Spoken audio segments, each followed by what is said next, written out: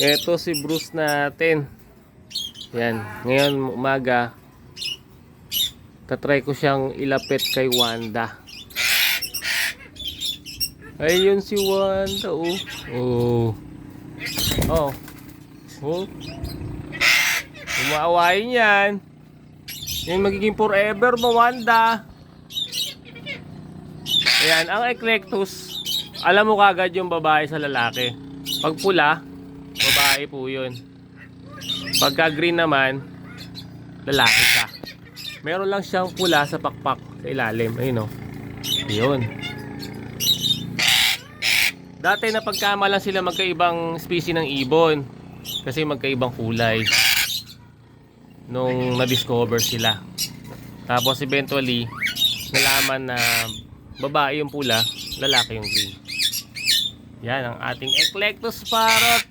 Si Wanda, saka si Bruce. Ayos mga kahabi. Halika, halika. Halika, halika. Halika, halika. Oh. Ganda ni Bruce, so pogi, oh. Oh. Wanda, ganda yan, oh. Oh. Wanda, ganda. At si Bruce, pogi.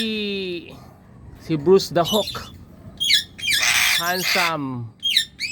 At magandang ibon sa habi ni Daddy. Ayan, mukhang magkakasundo agad sila. Mabait si Wanda natin. Hindi siya warpreak kamukha ng ibang ganitong uri. Yung ibang ganito salbahe.